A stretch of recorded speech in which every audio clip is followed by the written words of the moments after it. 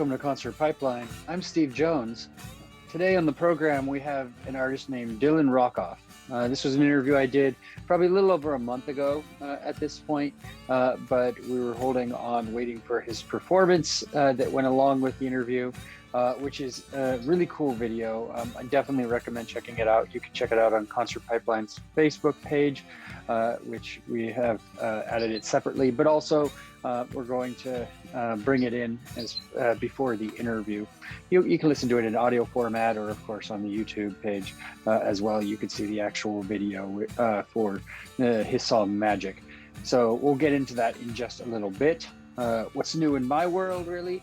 Had a good weekend, 4th of July weekend, I'll say, but it is also my buddy Joe's birthday, which I wanted to make sure to celebrate in style, help him celebrate, even though he was working, I was working, I had taken a trip to Tahoe last week with, actually this past week with my daughter to just get away, have some daddy-daughter time, but also part of the goal of the trip was to pick up part of Joe's birthday gift, which involved a full case of blonde ale created by Q from Impractical Jokers. It's not directly created by him. It's his beer line, though, and it's a line called "Tell 'Em Steve Dave," which is from our favorite podcast.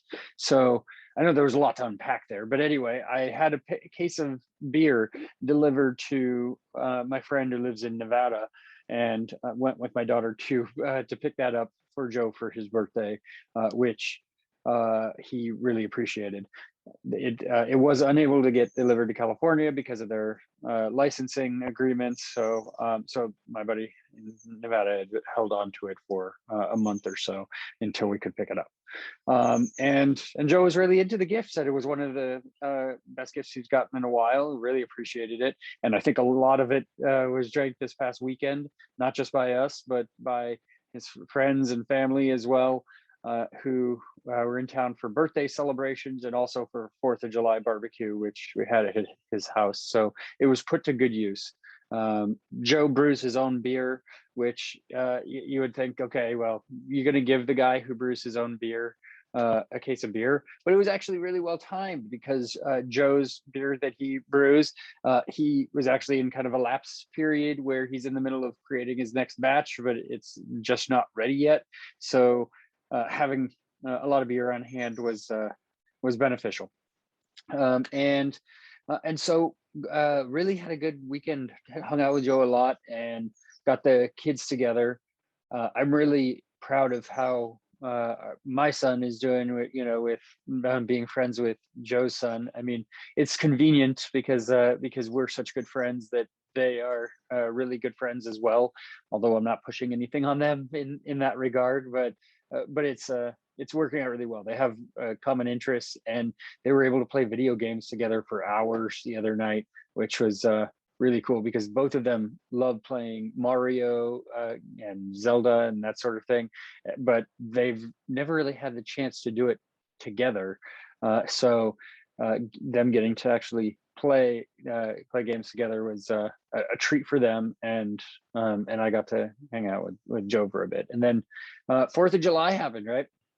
I was just planning on spending the night alone with the dog and maybe having a couple of beers, passing out early, watching something on TV. But Joe invited me over for barbecue he's having with some close family and a friend and his family invited me out, and which was cool because I got to meet Joe's aunt, who I'd never met, and catch up with an old buddy who's good friends with Joe, who just don't really see each other much, and just twin brother as well. So we hung out, had some great barbecue, including a pig that Joe had slaughtered. He'd raised and slaughtered it on his own property, and so I have a really great appreciation for the amount of work that goes into fresh food and food that is harvested in that in that kind of manner, that as opposed to just going to the store and buying bacon or pork in different capacities. Just being able to do it with your own hands is really amazing and great, and something I've picked up over the past couple of years getting into hunting. So really enjoyed that, and had a overall relaxing weekend this past weekend. All right. So we're going to get into it here. Like I said, I have Dylan Rockoff on the program. He is an artist from Nashville, and we got into a lot of great conversations, including his opportunity that he had opening for Bon Jovi at Madison Square Garden. Yes, that's right. He opened for Bon Jovi at Madison Square Garden. What an amazing experience, as well as some of his music, how he started out as a kid, playing AC/DC songs. I don't want to spoil too much of it, so I'll just let the interview speak for itself. But before we get into the interview, like I said, I'm going to include a performance of Dylan's that he did for the for Concert Pipeline. This is a song called Magic. Here it is.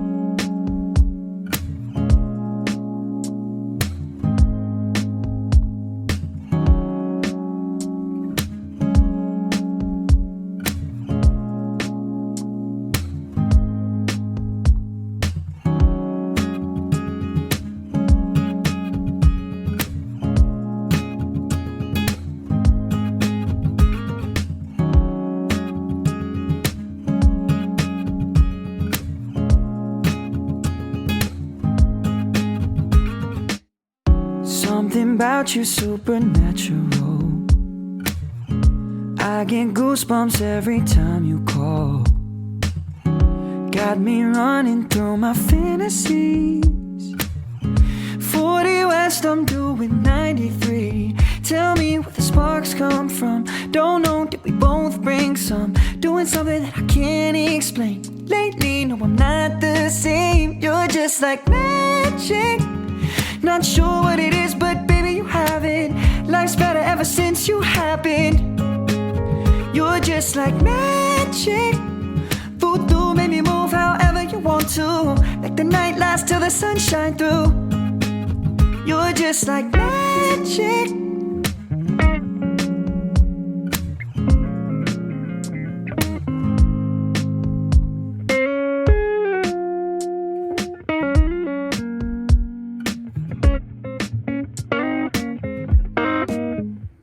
Dylan? I'm doing great. How about yourself? Hey, not bad. You're moving along, right? That's what's up. That's what I love to hear. Yeah. So let's start with how have you been? I mean, this has been a crazy year, right? And for musicians in the music industry, especially, I mean, that it has been hit. How have you been holding up? I've been holding up great. I mean, there were definitely some moments where it was frustrating, and I was supposed to be doing all this touring and all this live performing right before COVID hit. And for me, that's like, I love being in the studio and I love writing music, but for me, being on stage and live performance is my favorite thing about music, and connecting and actually being in the same space as people playing your music. So that was definitely something I missed through COVID. And, I'm glad that things are starting to open back up now. And like, we're starting to talk about being able to do that again. But I am grateful for the everything that COVID had to offer as far as, being able to focus on songwriting and being able to get new music out and really being able to focus on those things. Personally, I was also able to adopt a dog with my girlfriend over quarantine. So she's about 1.5 years old now, and that's been a really big blessing. And I have been fortunate enough to be able to see friends and family intermittently throughout COVID. But yeah, the past year was a challenge, but with every challenge comes obstacles to overcome, and you get better, and it forces you to have to work on certain things. So, and just kind of re-strategize, which I feel like we did a good job doing. But I am very much, with that said, very much looking forward to the world opening up again, hopefully soon, and being able to play some live shows and, play for other people in the same room again. Yeah. What type of dog did you get? And She's a how's that yellow, been going? she's a yellow lab mix. Nice. And how's that been going? You guys, holding up okay with the new pup? Yeah, it was definitely an adjustment at first because she's very high energy. And you know, just like with it being COVID, having to be careful about, it's like for the first time yesterday, she was like around a big group of people. So she's Yeah. actually acclimated really, really well to that. And it was just, I think that probably would have been the only time in my life, you know, because like with being on the road and wanting to tour the way that I would like to, that I'd really be able to spend a lot of time at home with the dog, raising the pup. So she's doing really well. Yeah. So is the dog going to stay home while you get back out on tour and everything and stay home with the Yeah, girlfriend? I mean, Yeah. maybe she'll come to a show or two. I would love to have her at a show or two, but I think for the most part, she'll stay back here in Nashville. Nice. And how long have you lived in Nashville? I know you grew up in Pennsylvania. I want to talk about that, and lived in Boston Yeah. and everything. How long have you been in Nashville? I moved to Nashville in 2018, right after I graduated from Northeastern up in Boston. So it's been 3 years now, actually coming up. I think like this coming week will be 3 years to the day that I moved to Nashville. Nice. And how has the music scene treated you? How's it been in the area? It's been wonderful. I was fortunate enough to have kind of started my project while I was in school and started writing and releasing music while I was in Boston. So I did have a little bit of a leg up as far as experience went when I moved to town, and just knowing like how the industry works. And also having been in Boston, there was a lot of students from Berkeley who I knew from being at Northeastern who were down here. So I kind of had a built-in network a little bit already. And even without that, I mean, the Nashville community outside of the Berkeley people that I knew and the people from Boston that I knew have been very welcoming and like very willing to help out and like support me in what it is that I'm doing, and kind of take me to where I wanted to go and connect me with the people that I needed to be with to get there. The writing community down here there's nothing like it. And I mean, you know, I've spent some time in other places and wrote some songs in some other places, and LA is awesome. New York's awesome. They're all different vibes. It's not a knock on any of those places at all. It's just, for me, Nashville feels the most like home and is like the best community for me. So, in that respect, yeah, it's been super welcoming. It's been a wonderful experience. And, you know, 3 years, it seems like it's a long time, but it's gone by like that. Yeah. Yeah. So did you always have a passion for music? Like what did you listen to growing up? What was playing in your household with your parents? Yeah. So, I guess like to answer your question, did I always have a passion for music? I think it was always, that spark was always there. I was always listening to stuff that was on the radio. My mom was always singing around the house. My oldest brother was like a singer and dancer from a young age. So we would go around and we would watch him. And I didn't really realize until later on in my life how important that was for me to like nurture that passion and kind of discover it. But I started on piano. My mom made me and all my siblings start on piano, and I never really connected with the piano. I was also like super into sports when I was a kid. So sports was kind of my thing. And it wasn't until I picked up guitar in my 6th grade music class that I was just like enamored with an instrument and really fell in love with music. And that was the vehicle by which I fell in love with music. So a lot of the stuff that I grew up in was very guitar driven. I was raised on like a lot of like old school, like 70s, 80s, 60s music. Like Led Zeppelin is my favorite band of all time. I love Pink Floyd. Marvin Gaye is one of my favorites. I've got actually those 3 are the albums that I have hanging up here. You'll see on the wall behind me, Carole King. Uh-huh. Bon Jovi is my mom's favorite of all time. I got to open for him in 2018, which was incredible. Jimi Hendrix is over there. Bold as Love. I can't really point and get it all right. Yep. It's all backwards and everything. Yeah. Amy Winehouse. I'm a huge Amy Winehouse fan. Jeff Buckley. Yeah, I think that album actually is probably like, if it's not top 3, like my favorite album of all time, Jeff Buckley's Grace. And then like, yeah, harder rock, like Metallica, Nirvana. Like I just wanted to play hard, fast, like aggressive music when I was learning to play guitar. And then it wasn't until I got to college that I really got into pop music, which is like, you know, obviously what I'm doing now, which I really love. Did you ever go back to piano at all, or it just never clicked for you? Like I do know, and I'm really grateful to have had that experience, because piano is like very linear, and as far as music theory goes, it's a really easy way to conceptualize a lot of the concepts of music theory. So I always had that because I remembered like everything I learned, and I know what the notes are on the piano and how they're all laid out and everything. So yeah, it's like I've in the past, like I've a couple songs that I play piano on. I would not call myself a piano player, but I can make my way around it, you know? Yeah. And with your brother being a singer, did you ever sing with him in any capacity, or? We sang together a bit. Every once in a while when we're all together at the house, I'll make him, he doesn't try to like to sing as much anymore, but I'll force him to sit down with me and sing a couple songs. My little sister actually is a really, really great singer and keyboard player too. So we sing together, and in high school did a lot of like shows and did a lot of performing together. Did your parents play music themselves? Like, or did they play instruments or? Yeah, well, my dad was like, he had a guitar in like the attic of our Mhm. house that he maybe played. I saw him maybe play once or twice, but I was always really curious about it. Again, my mom was always singing around the house. I come from an Italian family, and she always had Frank Sinatra on when she was cooking, and Dean Martin around Christmas time, and all that stuff. And she was always singing along to it. And my dad, like I said, would have that guitar, and I maybe heard him play it once or twice, but it was mostly my brother and like just listening to my mom, and my dad sang too all around the house. That really was um, monumental for me in my life. Yeah. And you mentioned Bon Jovi. I want to dig into that a little bit because I'm sure that was a really memorable experience getting to open for him. So you won the opportunity. Let's start with how do you win the opportunity to open for Bon Jovi? Yeah, so it was a competition through Live Nation. So I just released an album in Boston at Northeastern, where we had a release show it was a place called the Red Room. And for that show, we just shot like a bunch of footage of the crowd and, me coming on stage and like just documenting the night. And that was the video that we used to submit for the competition.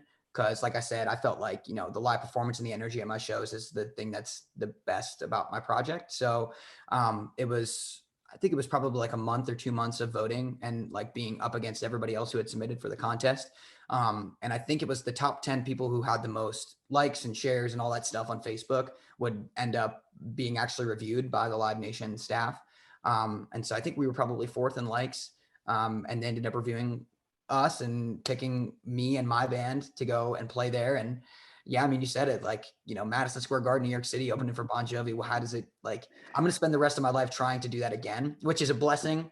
I'm so glad to have had that opportunity because, for me, that was a really validating thing to be like, okay, you can do this. You should take this on. You should really give music a legitimate shot after you graduate school, which I've done. And I'm super grateful for that being the impetus for that. But the curse is I'm going to spend the rest of my life trying to get back to that, which is awesome. And, I fully believe that I will be one day. But just having that as like the North Star of what I want to do is really cool because I knew from that night that this is all I'm going to want to work for the rest of my life. Yeah. Did you get to meet Bon Jovi? Got to meet him. Yeah. Yeah. Really, really awesome guy. Nice. And your mom, I'm sure, was so proud, huh?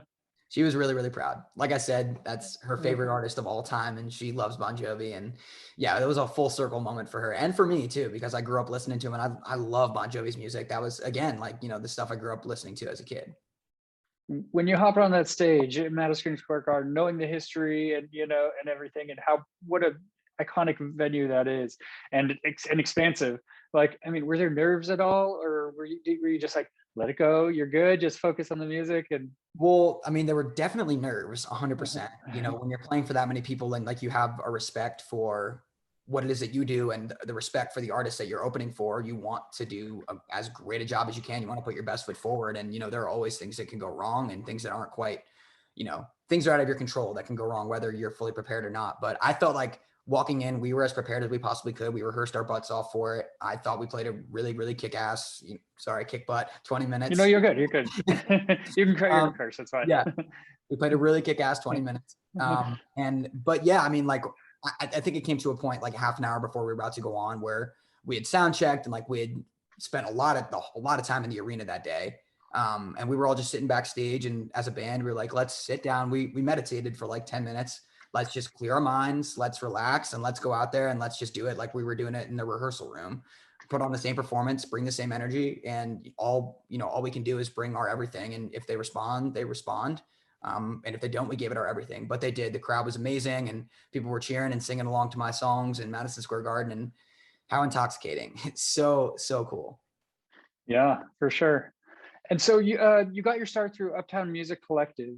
Tell me about that experience and what did you take away from it? Yeah, so the Uptown Music Collective is a small nonprofit school for music in my hometown, which I can't speak highly enough about the staff and the program there.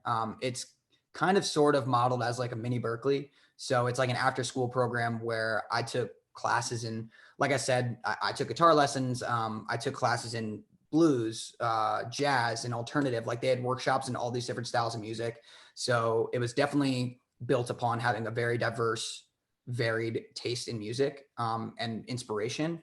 We also have music history classes, music theory classes, and that's where like I really harnessed my foundation for music, you know.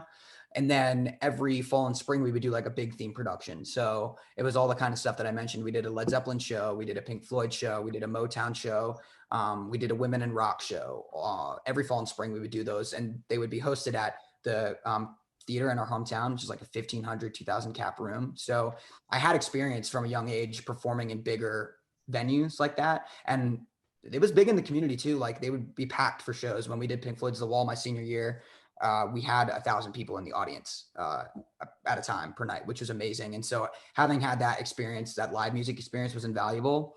And then also through that school, I met students who we decided, hey, you know, we know a bunch of music, we've got some equipment, let's go play, you know, bars and restaurants around the area and make a little bit of money. So I was in an acoustic duo that we wrote a couple songs. We ended up recording an album while I was in school. He's still one of my best friends to this day, and we get together and play every once in a while. And I was in a rock band all of school, kind of like the Bruce Springsteen bar bandy kind of thing. We still play together from time to time. We just played a wedding last month. So yeah, the people that I met there and the students that I met and the musical experiences that I had there have been really, really invaluable. And like I said, the staff, my guitar teacher, Dave, is still to this day my favorite teacher I've ever had. I think he was one of the only teachers I had who, not to say only teachers, but I think because of my love for music and him wanting me to reach my potential, really pushed me and knew the buttons to push to get me to reach my fullest potential. And he's always kind of the voice in the back of my head still being like, that's not good enough. Play it again. You can do it better, you know? So that to me, again, I can't speak highly enough about the Uptown Music Collective and what it's meant to me in my musical career and life. And so you learned a lot of different types of music through that. So how did you settle on the sound that you ultimately took away? That's such a good question, because I literally name a genre of music and I'll tell you a great song that I love. You know, it's hard because you know, being such a fan of Led Zeppelin and Pink Floyd and like all that stuff, like I don't feel like those inspirations really shine through in my music in a very tangible way. But I think it's more like, let's put it this way. In my live show, it's very much a rock show, and I approach it the same way that like a Led Zeppelin or a Pink Floyd, a four-piece band would approach it. But in the studio, I approach a lot of the things in the way that I write in the same way that like John Mayer and Jason Mraz and Shawn Mendes or Ed Sheeran would. Because, you know, I'm a pop artist. I love pop music. I really got into that style of music through those people who I just named when I got to college. But I've always wanted to hold on to, you know, my roots and the things that really made me fall in love with music. And I've managed to do that with the live show and the way we put the live show together, because it's a very rock and roll pop show when you come see it. But again, the approach to writing is very much in the style of the people that I discovered when I really got into pop music when I got to college. Yeah. So let's start with kind of Make Me Believe. You wrote a song. It's really about your brother and him falling in love and getting married. Tell me kind of how you landed on that and kind of why you were inspired to write that song about that relationship. Yeah, so I actually wrote that as a gift for him and his wife at his wedding. So it was about 2 or 3 months before the wedding. And I sat down with my friend Rosemary Jokin and I said, look, this is something that I really want to do. That's really important to me. Like I was saying, that brother is the one who was really influential in getting me into music. And I grew up watching him go to shows and stuff like that. So that first line, you were the laughter early in the morning, down in the kitchen watching TV. You were the music that led me to the sixth string. That's true. I mean, I just drew on my own experiences and what it is that he meant to me in my life and trying to pay that forward. And, you know, talking about how happy I am to see him, despite, you know, some of the struggles that he had went through around the same time of his life when he was my age, how grateful I was that, you know, he found somebody. And if I could be a small part of bringing some joy to that day, that's what I wanted to do, because he was the person who inspired me to do it in the first place. It's such a cool and personal wedding gift, right? I mean, like, yeah. Who gives that as a wedding gift? I mean, that's awesome. So, yeah. Okay, so you mentioned kind of playing larger stages. I mean, when you were a kid, you played AC/DC in front of like 20 people, and Yeah. You know, was that your first experience kind of playing to a crowd in that sense? I think so. I mean, I I would play around the house. Like my parents' friends would come over and they would be like, "Hey, Dylan's getting pretty good at guitar. You should listen to him do this thing." And so I would whip out my, I had like an Epiphone Les Paul and like a little PV amp, and I would bring it into the living room and I would play Metallica and I would like play AC/DC. But then it was a recital through the collective. It was the first time that it was for people outside of my family, and I played "You Shook Me All Night Long" by AC/DC, and I was hooked. I was hooked. That was it. Getting to rock on stage. Yeah, that's awesome. Okay, tell me about semicolon in parentheses. I mean, that did really well on the iTunes pop charts, right? Yeah. So when the album first came out, we landed at #2 on the iTunes pop charts, right smack dab in between Harry Styles and Selena Gomez or Ariana Grande. Pardon. But those are two of my favorite artists and two of the biggest, pop acts in the world. So it was really, really, really cool to see your name in that company. But yeah, as far as the songs in that album, I think that was a big culmination of a lot of the things that I've been working toward up until that point. Really kind of trying to hone in my sound and try some different things. I think there are some really cool moments on that album where there's the really fun dancey pop songs like Awesome and Anymore. And then there's the kind of more singer-songwritery, sadder stuff like Out of Season and Competition. I think that like the dichotomy between those two things is what I love so much about music, is like the kind of simple stripped down versus the really big, loud sounding, big produced stuff. So I kind of wanted to let both of those things shine on that album. And it's been really well received. I mean, we play a lot of the songs live. They stream really well. There's a lot of people who those songs are a big part of their life, and shout out to everybody who's listening to the album and who's listening to everything out right now. I appreciate every single one of you. But yeah, I'm excited to get out and play, because a lot of the songs on that album, we didn't even get the chance to really play live because of COVID. So I am still looking forward to getting the chance to go out and play that stuff. Yeah. Why do you think it was? What do you think it is about that album that really connected with people? That's a good question. I think there are definitely some really personal moments, Competition and Out of Season being the two that, and Supernova even being the three that really, really come to mind. I think they're songs that were like really true to a lot of things that I was going through in my personal life as far as relationships and with other people and relationships with myself. I think there's just a lot of content lyrically there related to the different relationships in your life, the relationships with yourself, the relationships, the romantic relationships that you have, the relationships that you have with friends. It's all kind of there. So I think that that's lyrically something that people really latch onto. But as I was saying, sonically, I think that there's a good diversity and a good range of stuff there too. So, it's impossible to please everybody, but I think that there are enough flavors on there that you can find something that you really dig. And I think that that's why I would like to think people like it. Yeah. When you write, do you typically try and, dig into, a lot of personal stuff? Is there a level of fictionality to your music as well? Like, where's your comfort level there?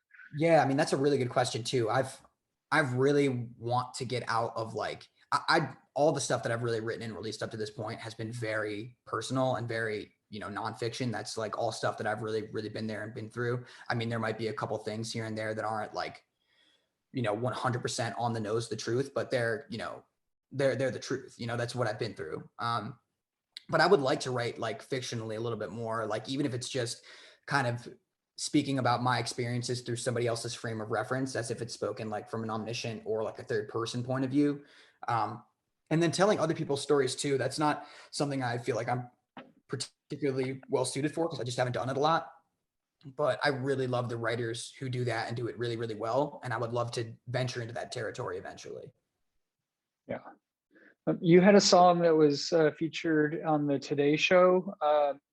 Did you know that was coming? How did that come about? I know it was kind of a big deal for you to kind of see that.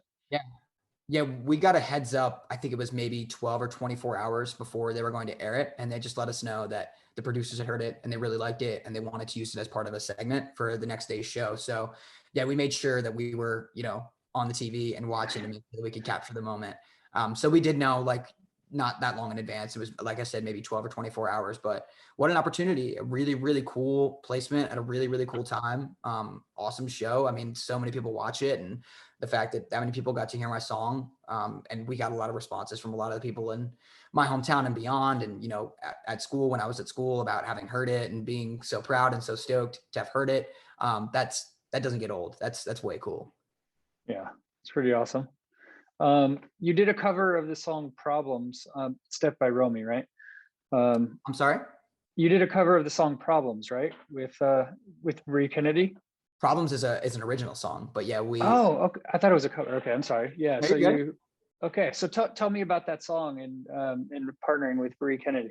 Yeah. So, when we kind of started talking, I was telling you a little bit about, there were ups and downs in COVID. There Mhm. were some things that, some issues that you have personally that come to light that, maybe were there before COVID was even there. And, Brie and I walked into the room that day and she was the one who had the idea. She was like, I got this idea for this song Problems. It's just about how, everybody's got their stuff, but at the end of the day, part of commiserating and like knowing that other people have their own stuff they're going to is comforting in its own right. And that's kind of what we decided on wanting to be the theme of the song is, everybody has their issues, everybody has their stuff they're going through, but we can take comfort in the fact that we're all going through something. And it kind of diminishes and makes your own problems seem a little bit more insignificant when you widen your frame of reference and see, other people have stuff too. So I shouldn't feel as bad about mine. And, that's okay. Yeah. Have you received good response from that? I mean, because I'm sure that's a song that can really resonate with people. Totally. I think it does really, really resonate with a lot of people, and we've definitely received good response on it. Nice. So let's talk about Crooked Records, your new EP that came out this year, right? And tell me your approach to making Crooked Records on the heels of semicolon and parentheses. Yeah. So it was definitely unconventional because of it being COVID, and I'm not much of a producer myself. I can track vocals, I can track instruments, but as far as putting an entire song together, that's not something I really do. So not having the time or the ability to go in with my producer and cut a lot of that stuff, just whenever I wanted to, definitely slowed the process down. But I think that was a good thing because it allowed me to write more songs and pick more quality content that I was really, really excited about. So as far as the writing went, most of those songs were written over Zoom with a few exceptions. Problems was written in the same session with Brie. Highlight Reel was written before COVID, but to my knowledge, everything, Watercolors was also written in person. So again, there were a few moments towards, when things were kind of died down with the pandemic where I was able to get back in the room with people safely. But for the most part, a lot of that stuff was written over Zoom and put together over Zoom. So that was unique in its own right. And then having to go when I did have the opportunities to take the songs into the producer to record them, it just took a little bit longer. But as far as what I wanted to do with it sonically, I think it hits the nail on the head because, I am always trying to push myself forward and I'm always trying to do something a little bit different with every release. And I kind of wanted to push the envelope to the extremes of what I did on semicolon and parentheses. So, I feel like Magic is kind of the awesome of semicolon and parentheses, where it's like a big pop production, very dancey, very lively. And then Problems is kind of more on the spectrum of competition and out of season and that kind of stuff. And then there's the songs like Enough, which are, really fun, big John Bellion type pop song. And then Watercolors, which is like, I was big into jazz when I was a kid. And that to me is just like really cool, like fusion pop, like jazz. So there's a lot of really, really cool moments on there that I think are just kind of like amplifications of what I did with semicolon and parentheses. And Magic is such a fun song in my opinion, and it's super, super dancey. I feel good when I hear it. I feel like other people will feel good when they hear it, and I know that they have. A lot of people have said that they really love it. That song is actually going to be at radio this summer, so I'm excited to see what kind of placements and what kind of play we get on radio this summer. So yeah, I mean, all in all, I'm really happy with the way that it came together. It was definitely interesting to watch it all come together, and it was interesting to see what songs kind of made it and kind of stuck their hand up as I was writing all this stuff, because it was weird. Like I've said multiple times, like playing live is my thing, and not being able to go out and play these songs live and kind of test them in front of an audience. That's kind of my gauge to decide what I like and what's going to work and what's not going to. So to not have that as a barometer was definitely weird territory, but also liberating, because then I didn't have to feel like I was limited to the stuff that would perform well in a live environment. Not to say that stuff isn't going to perform well in a live environment, because I totally think it will. I just think that putting the song before the live performance was a new, interesting approach. Yeah, and you mentioned as an interesting approach. I mean, writing through Zoom. I've talked to a couple of bands who have done that. I mean, obviously, a lot of bands have had to get creative, but how was that approach for you to be able to work in that environment? It's so different. I mean, and to think that, you know, we didn't know a year and a half ago how many times we'd use the word Zoom and, you Yeah. know, right now, right? Like but what was that like for you?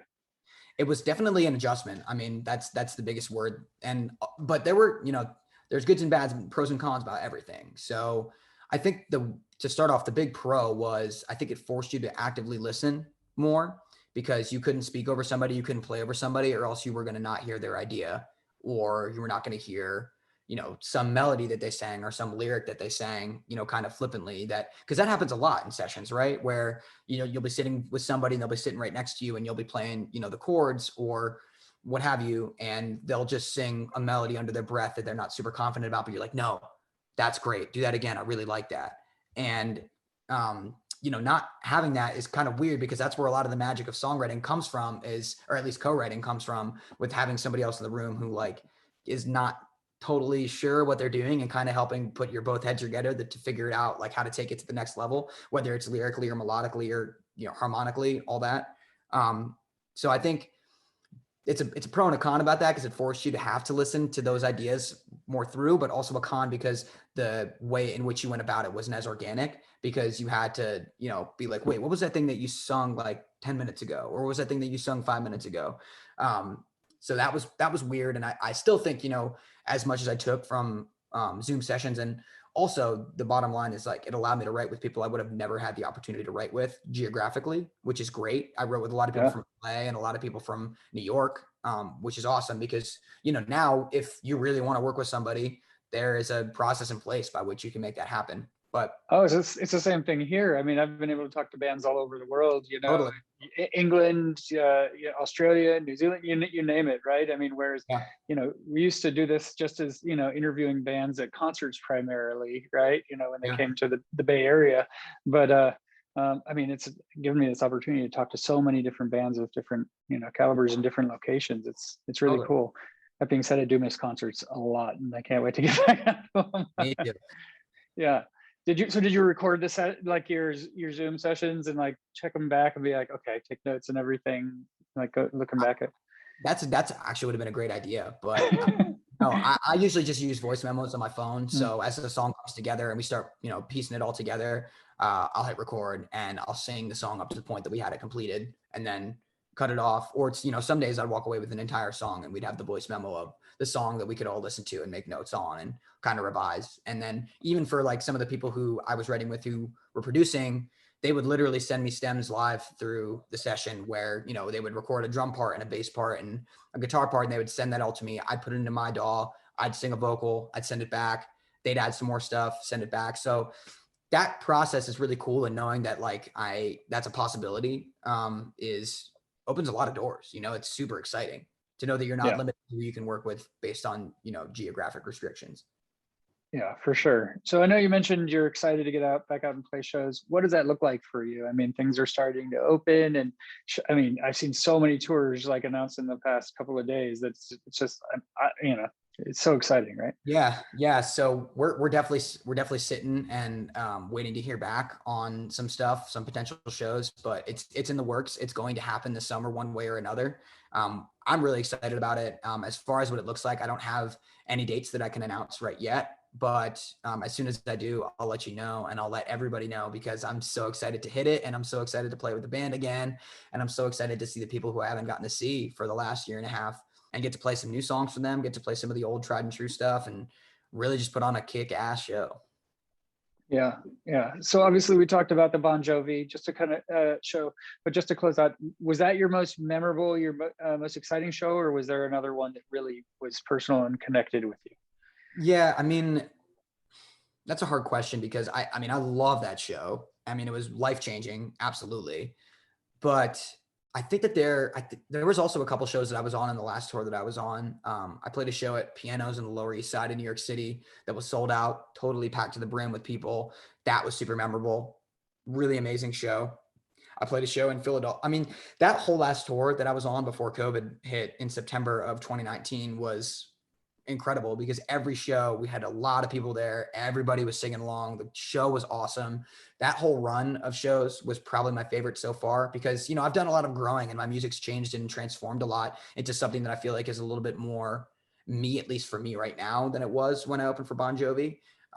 So I would say that last run of shows that I did in 2019 was incredible. And then also my album release party for semicolon in parentheses here in Nashville.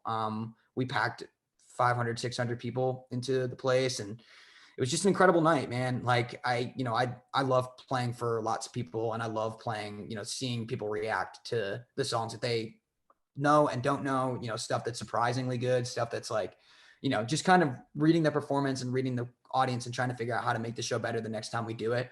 I think we're geared up for some really, really awesome shows and some really awesome live performances when we get back out there. Yeah. And what was your favorite concert you've been to as a fan? You talk about like in lots of different genres of music and that sort of thing. That's a great question. Oh man. So I always tell people, I think there was a lot of different reasons why it was one of my favorite show. One of them being, it was like one of my first times going to a show it wasn't by myself. It was with a friend, but just, you know, not with parents in the city. I went to go see Grizzly Bear in Boston. They're like an indie rock band. And one of my favorites, especially senior year of high school, they were like my favorite band. And we saw them at the Orpheum in Boston, which is like a smaller theater comparable to the size of the one that I grew up playing in.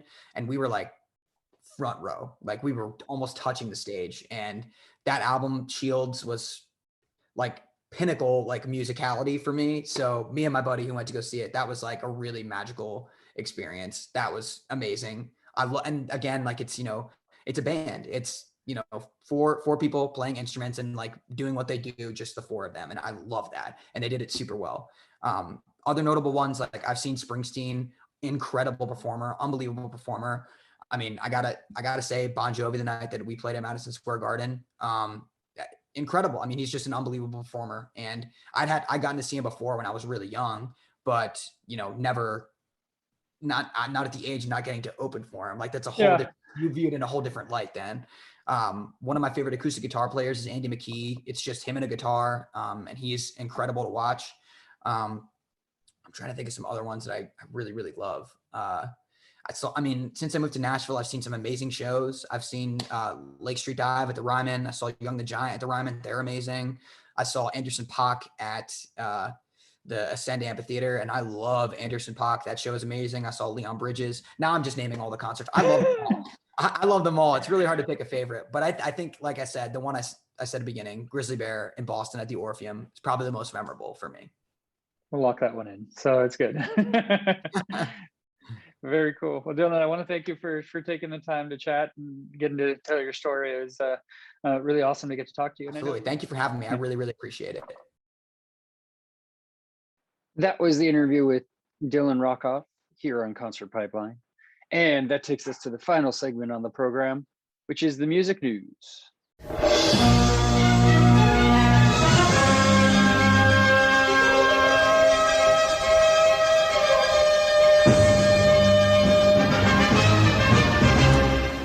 All right. First story up is about Queen, and their greatest hits is on course to reclaim the #1 spot for the first time in 40 years. Yeah, that's huge, right? So they're eyeing their return to the UK #1 spot on the official albums chart this week.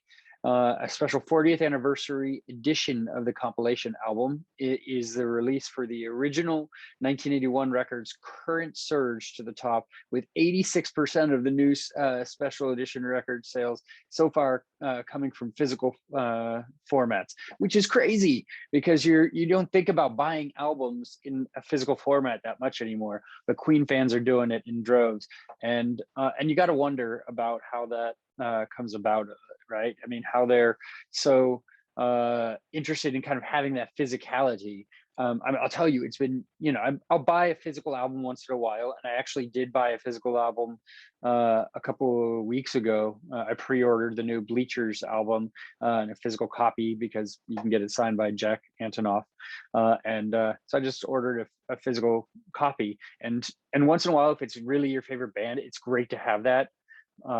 when I started doing band interviews years and years and years, okay, beyond decades ago at this point, I would always either get a promo CD from the publicist, or I would buy the CD myself to support the artist, and then take it to the concert and get the bands to sign it. So I have a couple hundred probably CDs that are signed by bands, and I don't know what I'll ever do with them, but it's just a cool thing to have at this point. And that's neat when it's a band that you really like, right?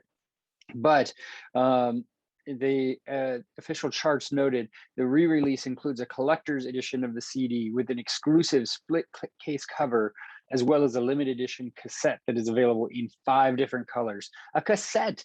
Do people still have cassette players? I know vinyl is coming back and has been back for a bit, and people like to collect vinyl and have that music in that capacity. I never got into vinyl, and I was never super about it, and I missed out on that piece, I'd say, overall. But I know a lot of people do that. But a cassette tape, like, that's just retro, right? So should the album continue to hold its current ranking from the official charts update, then it will mark the 5th total week at the top of the official albums chart. And when it was first released in '81, it spent 4 consecutive weeks in the #1 spot across that November to December. So this would be even actually longer than the original run back in 1981, which was before I was born. It's crazy. All right. So UB40 have announced their lead singer following Duncan Campbell's retirement. Kyoko's Matt Doyle will be a great asset to the band, says Robin Campbell. And the move follows from last week's news that Duncan Campbell's retirement from music after he suffered a seizure at his home in June. Doyle was already known to be UB40 for his work. He was known to UB40 for his work with the Birmingham reggae band Kyoko, who have supported the former band on numerous occasions in recent years. The singer also recently contributed lead vocals to You Don't Call Anymore from UB40's collaborations album Bigga Banga Rhythm, okay, which was released last month. Yeah, I missed that one somehow, right? I don't quite know how to put into words just how incredibly honored and grateful I feel to be given this opportunity, Doyle said in a statement that was released today. I've loved UB40's music for as long as I can remember, and that love has only grown since getting to know them and watching them play live night after night on tour. They took Kyoko under their wing and gave us the opportunity of a lifetime by inviting us out on tour. And although I'll deeply miss playing shows with Kyoko, I know that they will carry on to do incredible things, and that we will remain the best of mates. Does Kyoko continue after their lead singer was yanked into UB40? That is the question. Well, I know that Doyle's going to have some red wine to celebrate, I'm sure, right? And he added as well that he wished the absolute best for Duncan, and I hope that he makes a full and speedy recovery. I've seen how much love and he puts into his performance, and he has written some incredible songs that I can't wait to sing, as well as all the hits that have been such a big influence on my own music. So it didn't take them long to replace their lead singer. Looks like they're going to have some work to prepare and move forward. Okay, so this next story is touching. This is Mark Hoppis. He shared his first photo since confirming his cancer diagnosis. He said, "The cancer haver wishes you all a very happy 4th of July weekend." And you know, it's sad. I'll just say it's sad, because it's, you know, cancer is a bitch. Cancer sucks, and I know Mark Hoppis wasn't planning on communicating it out, especially in the format, but he had kind of tweeted to or Instagram to some friends, you know, an update, and it got released accidentally, is what is my understanding. You know, for those that are watching this on the YouTube, I am going to, hold on a second here. I'm going to share a photo of that Mark Hoppis had tweeted out. me share this right here. Yeah, it's crazy seeing Mark Hoppus without his normal kind of mohawk situation going on, but he seems in good spirits, and I know that he's going to push through and do and beat cancer's ass because because cancer is a bitch, right? So he told his fans about his diagnosis in a post on his social media channels on June 23rd, writing, "For the past 3 months, I've been undergoing chemotherapy for cancer. I have cancer. It sucks and I'm scared. And at the same time, I'm blessed with incredible doctors and family and friends to get me through this." Posting on social media to mark Independence Day in the US, Hoppus shared that image that I just shared with his fans. And he's got a bald head and a side effect of his chemotherapy treatment, of course. And he said, "Everything about chemo sucks except the part where it hopefully saves my life," which is a great positive way to think about it. So positive thoughts to Mark Hoppus, and hopefully he's able to get back out with Blink, in the not too far future, because I know that's where his passion is. Okay, a couple more stories to wind out the music news. Scott Weiland and Robert Trujillo's sons have formed a new band called Blue Weekend. That's BLU without the E. Weekend, rising from the ashes of the short-lived Suspect 208. Noah Weiland and Ty Trujillo, the sons of late Stone Temple Pilots singer Scott Weiland and Metallica bassist Robert Trujillo, who is very much alive, respectively, have formed a new project under the moniker Blue Weekend. The band, fleshed out with guitarist Anthony Laurie and drummer Jackson Morris, made their debut at iHollywood Film Festival last weekend, where they performed as part of the premiere festivities for Charvel documentary, The Original Charvel Gang. Wilo and Trujillo actually previously played together in Suspect 208 alongside Slash's son, London Hudson, before splitting back in May, only 6 months after the project debuted in November. Yeah, I feel like we talked about that fairly recently, and it doesn't sound like that band lasted too long. But they're young, they're kids, and they're going to, make music and go different ways, right? So prior to their split, Weiland was allegedly ousted from the band due to complications with drug abuse. That ain't good. That ain't good. Especially following, his father, but I just wish him well, and hopefully will take care of himself. And then it seems like they did the right thing and what they needed to do. But new band. The sound, Trujillo explained in an interview how the sound of Blue Weekend would differ from that of Suspect 208. "I guess we have more of a punk vibe," he says.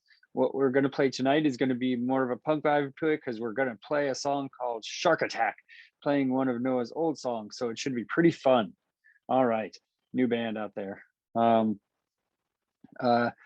A Tribe Called Quest song royalties NFT has sold for £61,000. The winner will now earn money every time songs from the group's first 5 albums are played, sold, sampled, and used in TV and film.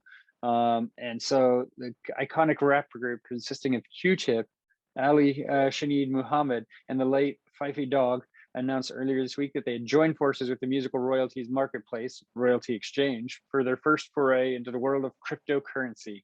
This is the new thing, right? To sell off your goods in this format to people with far too much money for their own good. And so up for grabs as part of the auction, which started at $35,000, was 1.5% of sound recording royalties from the group's first 5 albums, which started with their 1990 debut, People's Instinctive Travels and the Parts of Rhythm, and runs through to 1998's Love Movement.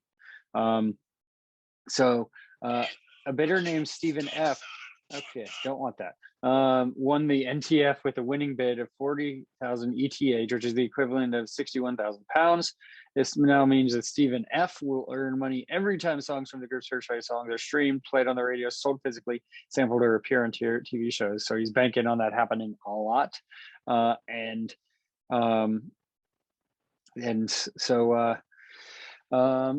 for him. Good for him. He's got a partial ownership of that group's music. All right. We're going to close this out with a story on Dave Grohl, of course. this one seems familiar. I'm not sure if I reported it on it. It may be old news, but it's interesting.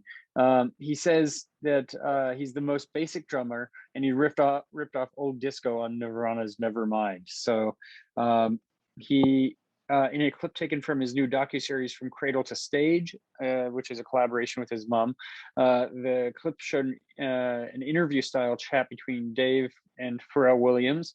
I wanted to be a drumline kid, but I can't read music, said Grohl, opening in the video. I couldn't then, and I still can't now. All I wanted to do was be in a line of drummers and playing drums. And Pharrell said, I was decent. I wasn't like your level. To which Dave Grohl said, just stop saying I'm a good drummer because I'm the most basic fucking drummer. If you listen to Nevermind, the Nirvana record, I pulled so much stuff from the Gap Band and Cameo and Tony Thompson on every one of those songs. And he started clapping that iconic drum line from Nevermind's opening track, Smells Like Teen Spirit. That's old disco. That's all it is. Which is interesting because he's going disco with his with the Foo Fighters side band, the GBs for or D, what is it? It's DGs. That's what it is, right? The covering some Bee Gees songs and doing disco versions of Medicine at Midnight tracks from their new album. So it'll be interesting to hear how that comes out, and I'm looking forward to it. I think it's around the corner later this month, so more music news to come around then. So that is our show for today. Thank you very much for tuning in, and for Dylan Rockoff for taking the time to chat. Really enjoyed our conversation. Next week on the program, we have an artist named Davey Fury. I had a really good chat with him from his home in Ireland, and I got deep. We talked a lot about music of all sorts, and of course, when we're talking Ireland and music, I wanted to bring up Foo Fighters, so there will be a little of that in there. Not Foo Fighters, Flogging Molly, excuse me. So little Flogging Molly talk. All right, that is our show for today. So for all of us here at Concert Pipeline, I'm Steve Jones. I'll catch you next time.